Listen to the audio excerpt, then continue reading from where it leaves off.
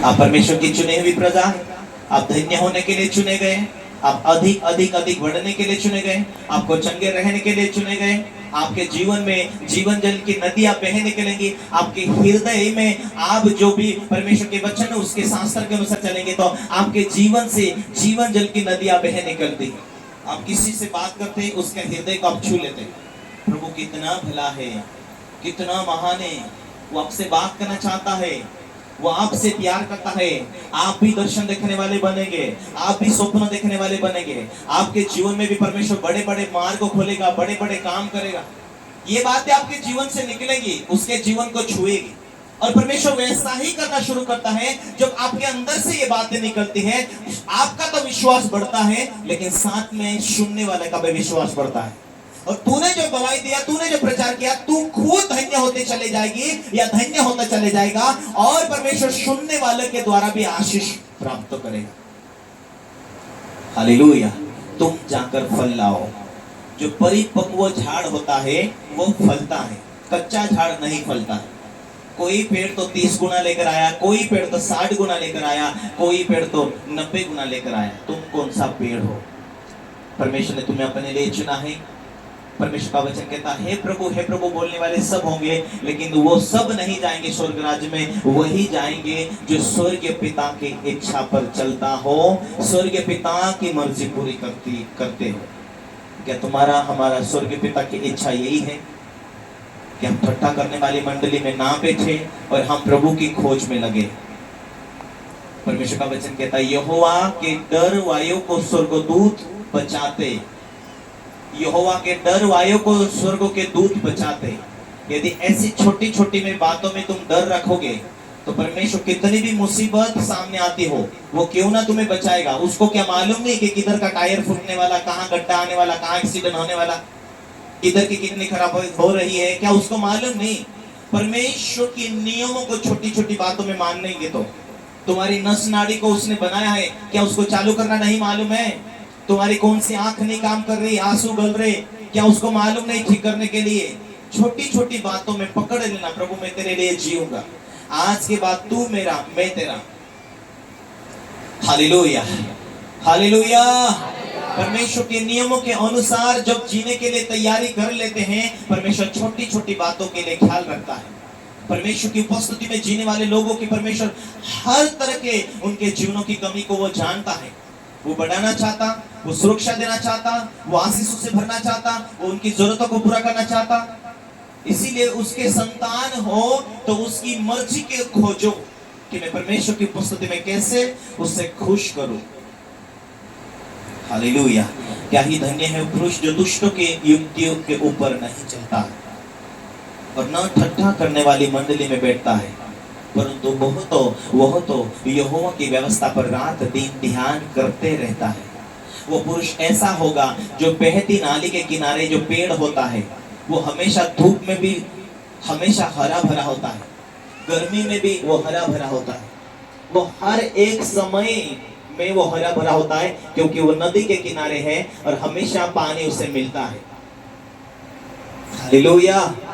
तुम उस स्वर्गीय नदी के किनारे हो जो हमेशा के लिए तुम्हें आत्मिक ताकत मिलती है, आत्मिक बुद्धि मिलती है। जो तुम्हें जरूरत चाहिए वो तुम्हें स्वर्गीय पिता की ओर से मिलता है।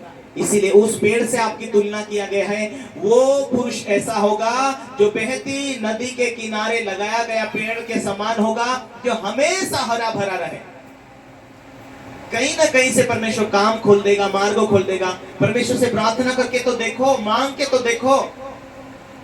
इतनी सारी दिक्कतें हैं ओ भाई, लेकिन मजदूरी नहीं मिल रही, काम नहीं मिल रही, पैसा नहीं मिल रहा, ऐसा नहीं होगा। वो मार्ग को खोलने वाला, प्रभु ने खुद कहा मैं मार्ग सत्य जीवन में ही हूँ। वो उसने खुद वाचा बांधा है। मार्ग सत्य जीवन यीशु ही है, वो खुद मार्ग को खोलेगा। लेकिन ये ढूंढो, मैं सोचो मैं एक प्रचारक हूँ, सोचो कि मैं प्रभु का सुसमाचारक हूँ, सोचो मैं प्रभु के दास के साथ में हूँ, मैं सेवा में हूँ, मैं सेवकाई करने वाला व्यक्ति हूँ, मैं सेवकाई को आगे लेकर चलने वाला व्यक्ति हूँ। ऐसा जिस दिन से आप सोचेंगे तब ये लागू होगा कि परमेश्वर की बेटी और परमेश्वर का बेटा हो। हालेलुया। परमेश्वर तुम्हारे कामों को सफल सक्सेस करके तुम्हें उन्नति में लेकर चलेगा। आप अपने लिए जी रहे, आप प्रभु को कोई ढूंढ नहीं रहे, प्रभु की मर्जी के पर जी नहीं रहे, आप परमेश्वर की उपस्थिति को खोज भी नहीं रहे, और हम सोचते हैं कि हम स्वर्ग जाएंगे, परमेश्वर के राज्य में हम पहुंचेंगे। Hallelujah, hallelujah. परमेश्वर की इच्छा है कि हम उसके साथ सहभागी रहे। इसीलिए चेलों को यीशु ने कहा, जो मेरे दुख में तुम सहभागी रहे, धन्य हो तुम, मेरे साथ स्वर्ग में आओगे और 12 गोत्रों के ऊपर तुम न्याय करोगे। क्यों प्रभु ने कहा? हालेलुया। कारण ये कहा कि जब तुम दुख दुनिया में मेरे साथ दुख में सहभागी रहे, तो सुख में भी सहभागी होंगे। आज तुम यीशु मसीह के खातिर इस दुनिया में दुख होने पर भी प्रभु के साथ जीते हो, तो तुम प्रभु के राज्य में उसके सुख में भी सहभागी होने वाले हैं। हालेलुया। आज से भूल जाना अपने दुखों को, अपनी बीमारी को, लेकिन मैं तो प्रभु की सेवा में हूँ, प्रभु के राज्य के अंदर हूँ, मैं तो प्रभु की बेटी हूँ, प्रभु का बेटा हूँ। मेरे लिए मर जाना ये परमेश्वर की प्लानिंग नहीं, मैं गरीब रहूं ये परमेश्वर की प्लानिंग नहीं। मेरे लिए परमेश्वर की प्लानिंग है मैं उन्नति में बढ़ सकूं, मैं आशीषित हो सकूं, मैं चंगा रह सकूं, मैं शांति आनंदित रह सकूं। मेरे लिए वो मार्ग खोलेगा। कितने लोगों के लिए मैंने प्रार्थना किया, बच्चे नहीं होते थे बच्चे हुए, शादी नहीं होती थी, उन्होंने दिल से प्रार्थना करवाए, शादी हुई। जिनके जीवन में जो जो बातों की जरूरत थी, सामने वाला व्यक्ति ने विश्वास किया, प्रार्थना लागू हुई। ना तो मेरे ताकत से होती, ना तो आपके ताकत से होती है। वो जब आपका विश्वास होता प्रभु के ऊपर, आपकी आशाएं होती प्रभु कर सकता है, और जब मैं प्रार्थना करता आपका विश्वास बैठ जाता है, वो प्रार्थना लागू होती है। Hallelujah, hallelujah. पीछे हटने से आप कुछ खो देते अपने जीवन में। पीछे हटने से आपको शैतान को आप आगे आने के लिए मौका देते। जब वो आता है तो घर में लड़ाई लेकर आता है, जब वो आता है तो अपने जीवन में बर्बादी लेकर आता है, जब वो आता है तो रोना धोना बीमारी मुश्किल को लेकर आता है। जब आप पीछे हटे, हालेलुया, इसीलिए आपको पीछे ना हटना, आपको अधिक आगे बढ़ना कि मैं परमेश्वर की उपस्थिति में चल रहा हूँ। हालेलुया।